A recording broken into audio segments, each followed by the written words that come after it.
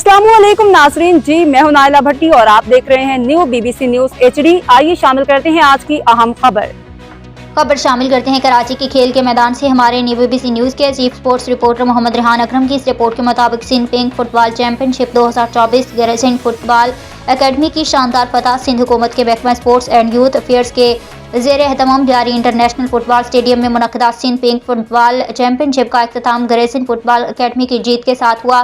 3 रोज़ा टूर्नामेंट के फाइनल में गैरसिंध ने कराची यूनाइटेड को 1-0 से शिकस्त दी। पोजीशन फातेह गैरसिंध football academy, runner up Karachi united तीसरी पोजीशन दिया फुटबॉल टीम, चौथी पोजीशन यारी फुटबॉल टीम, इनामात फातेह टीम 3 लाख रुपए कैश, रनर अप 2 लाख रुपए कैश, तीसरी पोजीशन 75,000 रुपए कैश, चौथी पोजीशन 50,000 रुपए कैश। रकासिन भर से 16 टीमों ने शिरकत की, जिनमें थर Parker thunder's, Ghotki warriors, Naseem Hamid sports academy Karachi city और दीगर शामिल थे। इफ्तिताही तकरीब इफ्तितार 6 दिसंबर को chairman Peoples Party Bilawal Bhutto Zardari ने किया।